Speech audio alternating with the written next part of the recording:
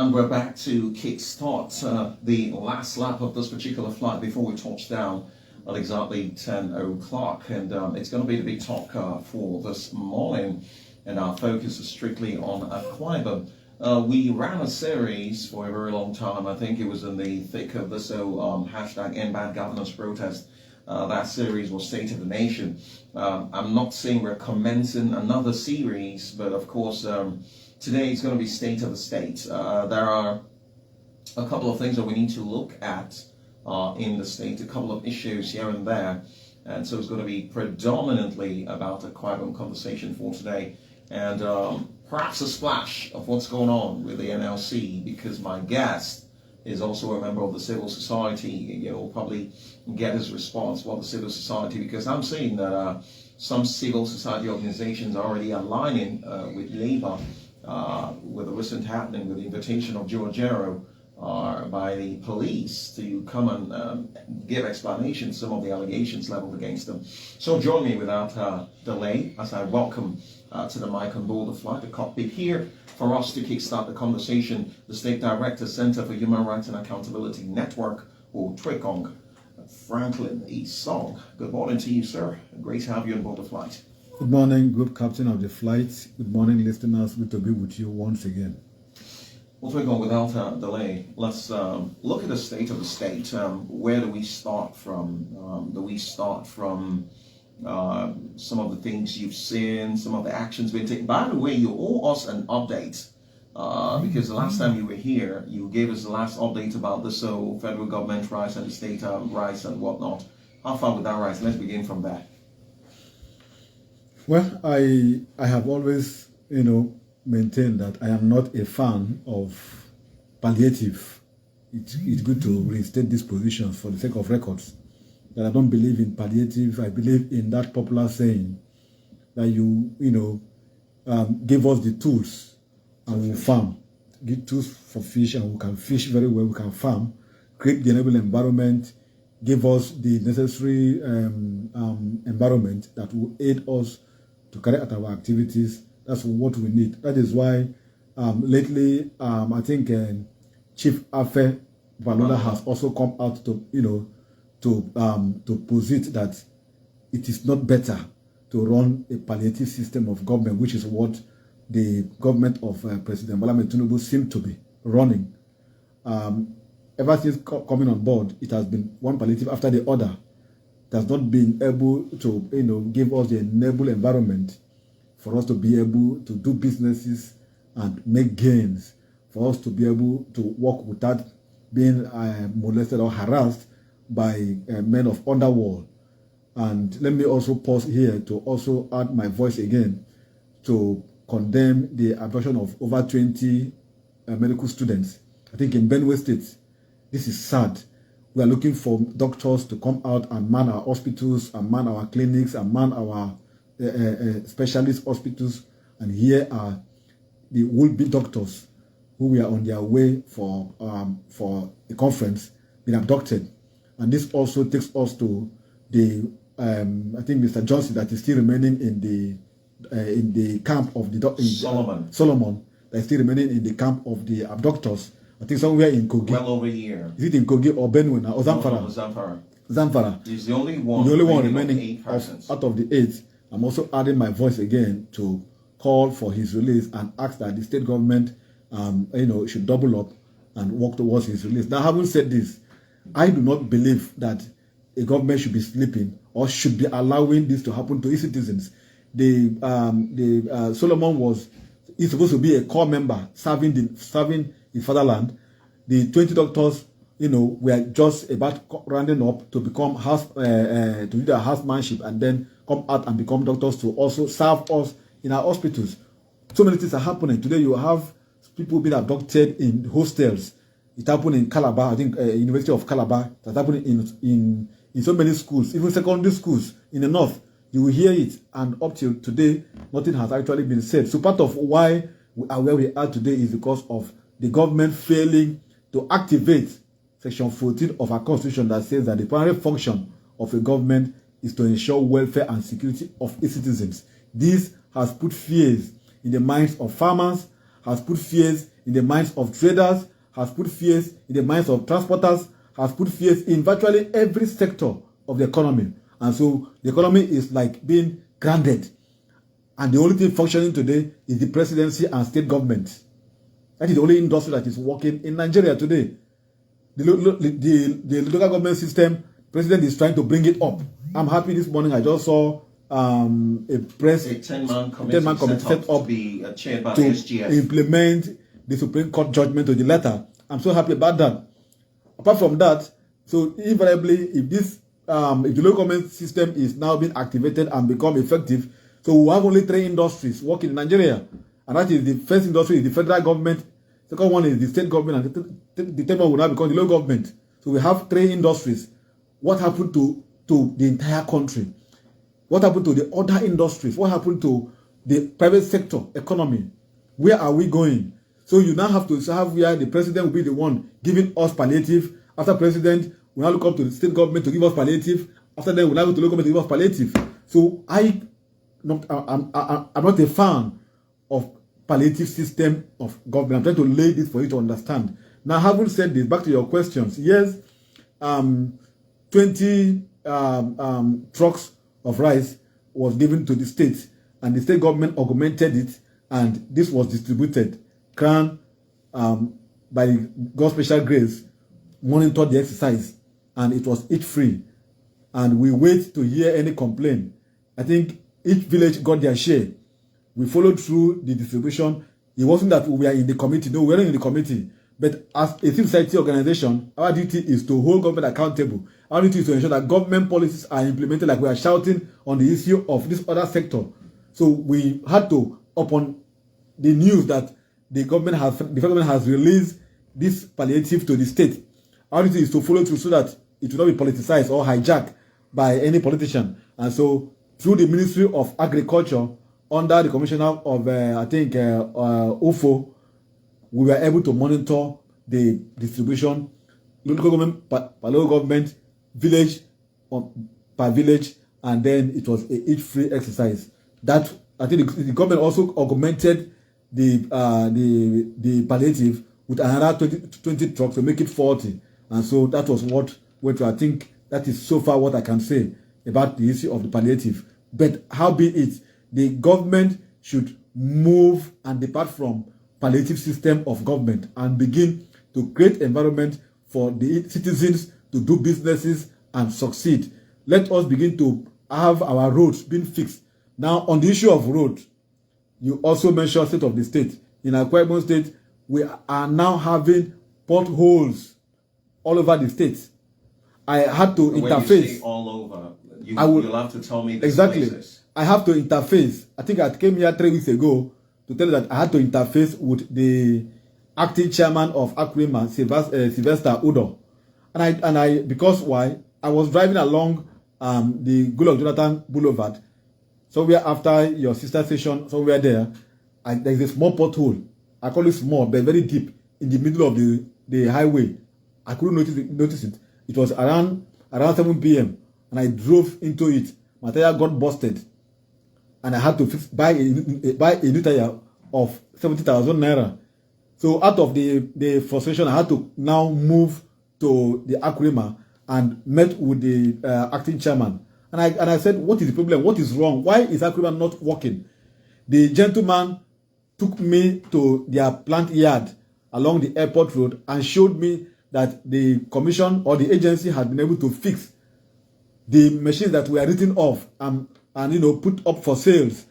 They came, reactivated it, and put them back to use. And I said they should now commence Operation Zero Pothole in the state. As we speak today, now up to today, this was about 4 weeks ago also that I came here to say this. We have potholes. You are asking me where and where. Ike, go to Okada 4th Street. Ike, go to Kemba. Enter what is it called again? Enter Patako Street off in Kemba. Enter Aka Road. Drive through to IBB where you have that NCI. You will see a pothole eating in. Go to Dogdama. When you leave your drive out, as if you are turning from the House of Assembly, you will see a very deep gully eating into the road. go to Akwa Road, where before you have the Union second gate, where you have the overhead bridge, enter up to Itu Road, you will see potholes. Everywhere today in the state is potholes. It's potholes. It has to go back to the 4 lanes, the side that leads to where you have the PHEC. Go to that side, drive through. It's no more motorable. Everywhere today has become weird off. So there is need for the agency, Akurima, to declare Operation Zero Pothole in Akwa Ibom State and use our money to fix these roads. Even the airport road that was just expanded. If you are driving through now, you see pothole in the middle. It has failed within 3-4 months that it was commissioned and named after Emmanuel. It has now a pothole in between that road, the highway. You are waiting until when it has become wide. Why don't you arrest it now that it's just a small pothole? So if the agency can always arrest these potholes before they become expanded, it would have saved costs. It would have saved the state, and it would have saved road users. So that is what I'm saying. Okay, just to add to the road issue, I don't know if you've also come across the street light situation. Exactly. Light situation. I had to. A lot of the traffic let me interject. You see, apart from the traffic light, I also confronted the agency and I told the agency that your duty includes, as per the act that established the agency, include maintenance of street lights. What happened? They need to also do that. The agency need to wake up. They need to wake up and be able to carry out their functions. Taxpayers' monies are being paid. I pay tax almost every month. What is being done with my money? So it is time to call out the government, call out the agency to wake up and carry out their duties. Very important, because at one particular occasion on the morning flight, I was very angry about the state of traffic lights. I mean, people are driving haphazardly on the road. The traffic light in itself created some level of decency, you know, and especially where you have intersections with vehicles coming from different parts. People follow the traffic light, traffic light, to be able to drive well. But nowadays it's chaotic, you know, as everybody's trying to come into the roads, and people are just recklessly driving and all of that. Like in this one in Udodoma traffic light, if you're going towards Oron Road, and sometimes if you're not even careful, there's also a pothole there. If you are turning, you know, if you want to turn and come back in the road, there you see a pothole there on that will take you to almost enter the service lane. Yes, there's one big pothole facing the two road that takes you from Udodoma to the MTC to the airport road. You call it, the traffic light is not working, so people are just driving recklessly and not obeying traffic lights. Also, going away from that, let us also talk about the hunger situation. I keep hearing people calling to talk about hunger. But of course, the government is, through certain agencies like the bulk agency, bulk purchase agency and whatnot, trying to ameliorate this situation. Is it that this the impact of what they're doing is not being felt? Because I keep hearing hunger everywhere. You see, first, let me commend the governor for the Arise Park. I've not been there. Arise Park just by the Brook Street. I've not been there. I'm told that there is this golf course being developed. Call it 9 holes golf course. I'm told that there is a pitch for the long tennis also. There are several courts, swimming pool and the rest being developed there. So similar to what you have at the 5-star hotel. That is a commendable, achievement for tourism. So it's commendable. Now, back to the issue of hunger. I think, like I said before, there is need for the government to be pragmatic and be more intentional about making the people to be able to have food on their table. I bought petrol. I don't know the last time you bought petrol. I bought petrol, that is fuel, 2 days ago. 95. 900. Now they are 15 naira. Now they are 15 naira. And the major stations are not selling. You're supposed to have the NABT mega station selling. You're supposed to have the Wando, supposed to have the Rain Oil and the rest. These are major marketers. They're not selling. Wando has become NNPC, by the way. I hope you know. Well, whatever. But they're not, their outlets in Uyo are not selling. I read a report that the president, has the NNPCL has asked that the president should make release for subsidy. I don't know how true that report is yet to be verified, but whatever it is, I think that, like I said before, the government needs to be intentional to allow the people to make businesses and succeed. I have just listed out the failed environment that has led us into this. We saw this coming. The president saw this coming.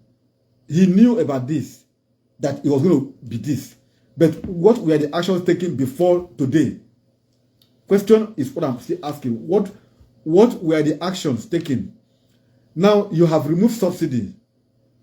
Did you put the CNG, gas stations? Did you put the CNG kits? Is it available in the country? Well, they are being released in. They are being released now after almost a year of subsidy removal. That is the point. So you act before you now begin to think of what to do. You take action, make policies before you now begin to act on how to to make up. Why not the revise, whereby you put the instrument in place to make for this hardship before you now make policies. So the hunger that we are having is overwhelming.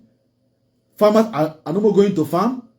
You have the anti-open grazing law in Akwa Ibom State that has become moribund, become dormant, become obsolete, becomes ineffective and unenforceable.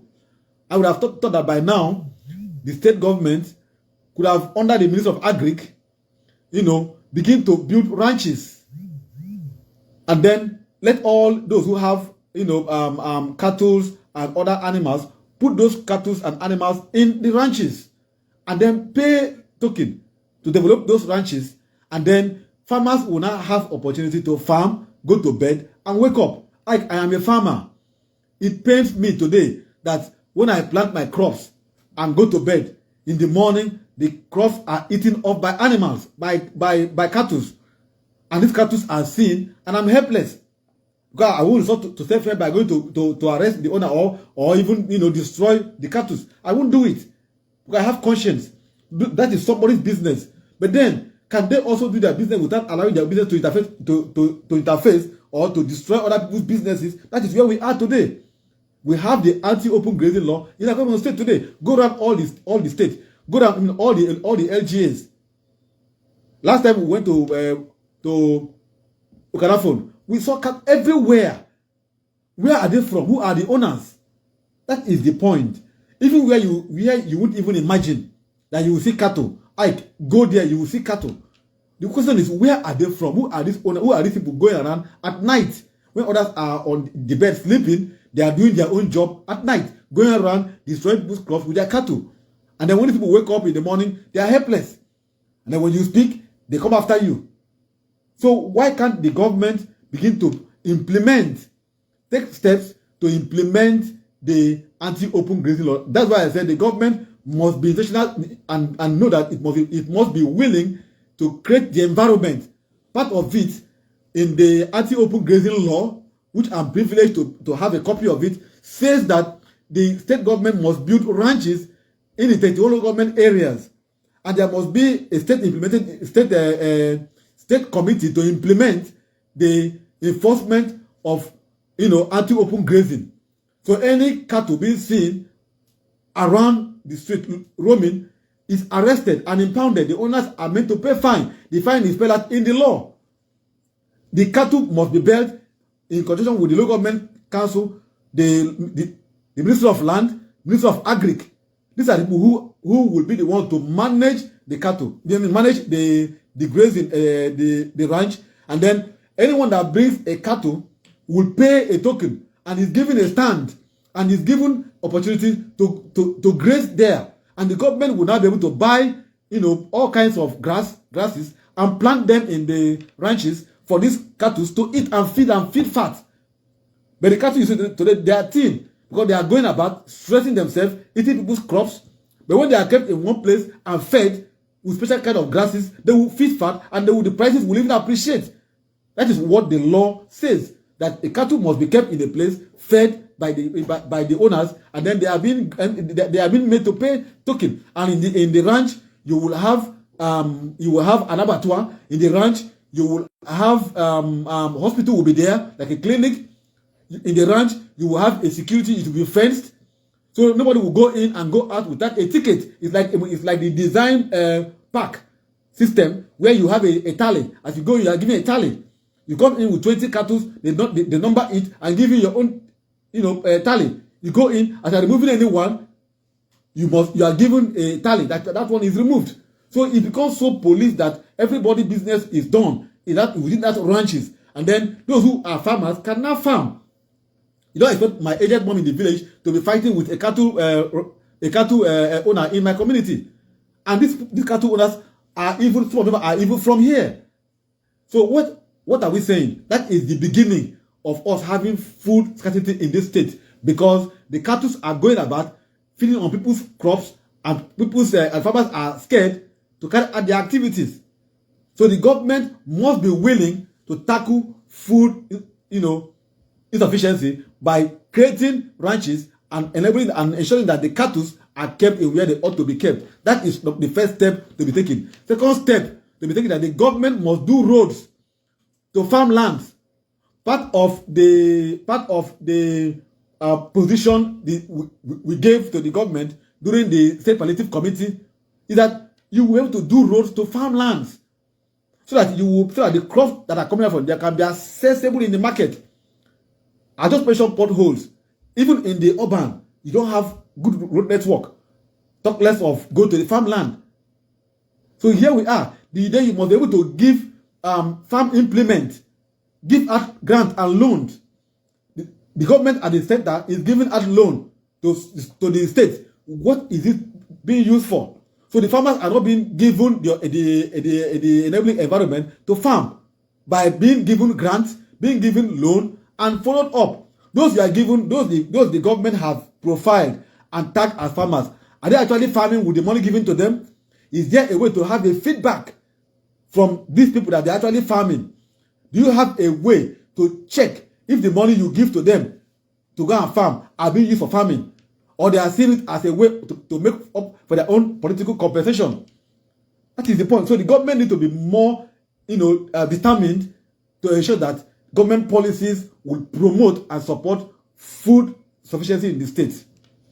Okay, but some other actions of the state government in ensuring that there is at least provision of food to tackle some of this deficiencies, are those not impactful, like the bulk purchasing agency and some of the initiatives of government? I don't want to cut you, but I have to. I make this food available and affordable. I don't want to cut in, but I have to. I was here 3 weeks ago to call out the governor's aid on, is it trade and commerce? I don't know what title he has. I don't even know the young man's name. And I said the governor has made a policy statement that all market unions be disbanded. Are they truly disbanded? Has the government gotten a feedback from the market?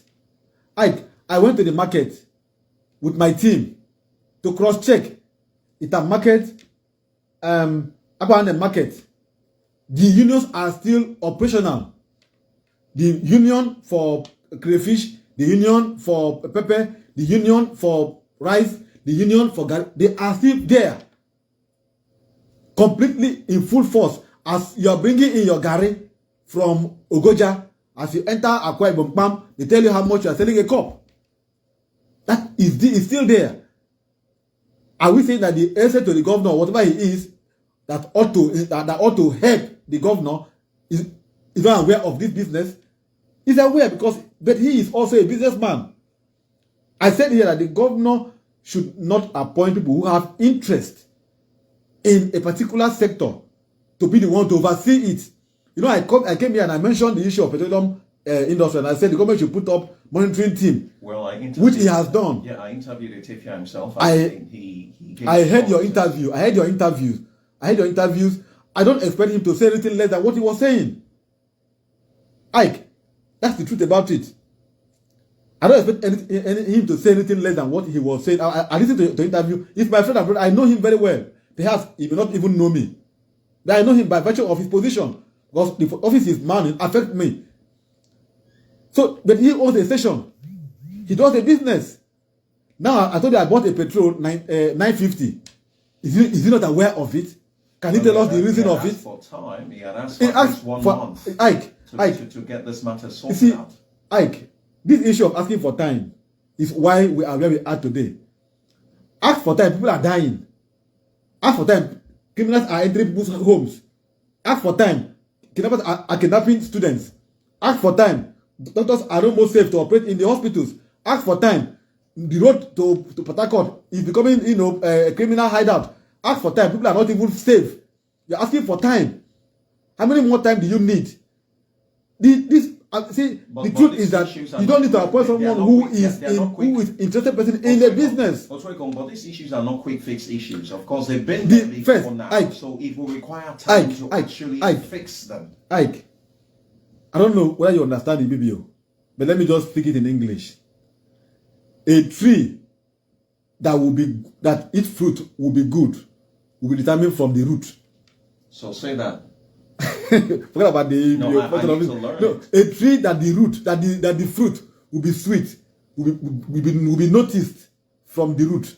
And there's another Bible that says that you start from sleep to learn how to die. Start from sleep. As you are sleeping, you are unconscious. You are learning how to die. When he was there during the Udom's government, what effort did he do? I came here to call him out. That commission, that committee is of interest to me. I have been policing that committee during the days of Otoekong Emmanuel Ibiok. During Akwa Ibom's tenure, I put pressure on that committee. When you have Otoekong Emmanuel Ibiok was there. When you had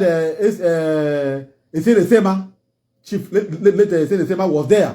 After when Udom came and appointed Sema, I still put pressure on that committee. Why do I put it there? Because that committee affects my well-being and the well-being of everyone in the state. When you have someone who is a marketer, come and check your colleagues. Don't forget that one day your tenure will finish. You go back and meet your colleagues. You must appoint someone who has no business doing business of petroleum, in the state. You don't appoint a trader who has his friends, his acquaintances and colleagues who owns businesses in the market. They become the one that go and police them. It doesn't work that way. After he shouts in the morning, at night, when they will meet at the joint, they reconcile. During the days of Emmanuel Ibiok, I used to follow his team. When we shout, he will call me. We will not join his team to go and seal off stations. We've done that severally along this Akwa Etinan. I went with him to seal off the station along Akwa Etinan and other locations that we are doing, that we are shortchanging the buyers. In this state, I have went with late Chief Sema to seal off stations in this state. Since my friend and brother Victor Tevia became the chairman of Petroleum Monitoring Committee, how many stations has this sealed off? I challenge him to name even one. Let him name even one. Then I'll come back here to apologize. He has not, and he won't do it. And he can't do it because he has the political will. Truth is that he is a businessman that is into the business. If he's not the one appointed, if they appoint his colleague, will his colleague go and seal up his own station? They will seal up his own station. That is what I'm saying. So the governor needs to begin to look through this mirror and say, no, you are a good person, you are fine, you are good. But for this particular job, let somebody else do it. And then get someone who has no business there. And he will do the job for the government to succeed. Same thing in the market. That is why you have these issues. Governor will make a fine policy statement, but the lack of people to implement it makes the policies to fail. Okay, so this is what Otoekong is saying as we're discussing the state of the state today, the Abiong issue. A lot of times you speak with people, you keep hearing Abiong Abao, Adibok Tutu and whatnot. So we're trying to examine the root cause of this Abiong anthem that we are hearing here and there. And of course we've talked about the traffic lights. What's going on? Severally, I've also, whilst on the program, I've asked questions. What's going on with the traffic lights? What's going on with the street lights? I mean, is it that I see generators on the middle of the road that they don't have diesel or something? I don't know. So these are concerns as we discuss the state of the state today. Oturkong has also talked about the road condition. I mean, he is. I gave it to Oturkong. I think which year was it that you told us you counted 99 potholes? It was about it was under Udom about 3 years ago. And I was like, Oturkong, you don't get job. That is my job. My job is to serve the society. Counting potholes in the state, and you counted 99. And I kept doing it. And you know why I had to count that particular pothole? Was because that road was just commissioned. It was the Akwa Ibom road that they brought the vice president to come and commissioned. Then it was under my friend Chief Ifremiyang as was commissioner. Udom was the governor, and it was commissioned and it was put in the. It was a huge achievement for the government, and I had to go through to go and count the pot to go and see the road, and unfortunately I saw potholes. And I counted those numbers of potholes, and I came here to say it. And someone antagonized my opinion. But as it happened, it wasn't a planting. It happened. The person who antagonized my opinion, his sibling, was driving the road on a motorbike, got accident, and died. So sad. Indeed. So these are the issues we're looking at today. We've spotted out a few issues as we've focused here on Akwa Ibom, beg your pardon, and these are the issues we are bringing to the table so that the relevant persons and different agencies and ministries can, be alive to their responsibility. But of course, you will be a part of the conversation. 0906 000 4945. 0906 again, 0005945, the second number, and of course text message 0906 000 9455. If there are other issues of concern, and that His Excellency the Governor should be aware of, that we probably did not spotlight, you might also want to bring that to the fore. That is if it is true. Let's take this one. Hello, good morning. Hello, good morning. Turn the volume on your radio down, please. Turn it down. Go ahead. Okay, I've heard the conversation from Otueko. My opinion is this. If you are asking those that are in petroleum industry and those in market not to be appointed as officers that segment what's happening in those areas, it's just like saying you find out that you have an issue of security in an environment. The best person to bring in to secure the environment is the person that is living within that area. So it is not possible that somebody from outside can come and secure what is happening there. So I think that opinion is not acceptable by me. All right, thank you very much. So Twikong wants to quickly react to that one. Twikong. Sorry, my brother. You see, that pattern would have been the best. Take a thief to catch a thief. It would have been the best formula. But it has failed over the years. That is why, if it had worked, I would have said, okay, fine. But it has failed us. So you don't have to repeat a failed system over and over to expect a different result. That's my point. Okay. Still taking calls. Hello, good morning. Good morning. Bossman calling from Uyo. Go ahead. Yeah, my brother, Mr. Otueko, Francis, on your spoke. Thank you so much. Good morning. I want to give you kudos. My God bless you. And I want you to be speaking to all the radio stations in Akwa Ibom State. It's like Akwa Ibom State governor doesn't listen to this radio station. First essence, let people be hearing your voice because you are the voice of the people of Akwa Ibom State. You love your state. Look at that Oron Road traffic light. It's a very major road. They went and repaired traffic light. And the road is not motorable. Nobody can be able to access that road. Look at Ukanakot. Look at Wani Road. The old road that leads to Icon Hotel is not even motorable. The other day, a man drove at night and he almost knocked someone down. Not knowing that the place is not motorable, the place is automatically cut off. All roads in the state are already been cut off. It's not motorable. Not all roads, just say some roads. My brother, I don't even say some road. Look at some kind of a road that somebody can be able to navigate and drive in a state. Not going to major road, even the major road, even some roads are not even okay. Please, our government needs to be very, very proactive. All right. Available in those places. Commissioner for work, if you could not be able to come, well, let's look at someone who can be able to. Okay, wrap it up, sir. Let's take another. All right, thank you very much.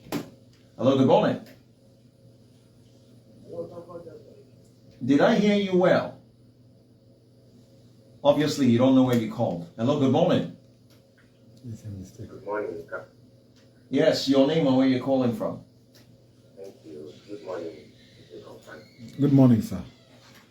Thank you, sir. I really appreciate your analysis. Sometimes when you analyze, I see that your name is lying on your eyes. So you are. So my name is Idom. I'm actually calling from Europe. Yes. I want to quickly talk about the issue of covenant in a federal state. Well, Idongamasi, can I beg you, because I have less than 12 seconds for commercials. Please, forgive me. All right, so let's do commercials in a bit and we'll be back.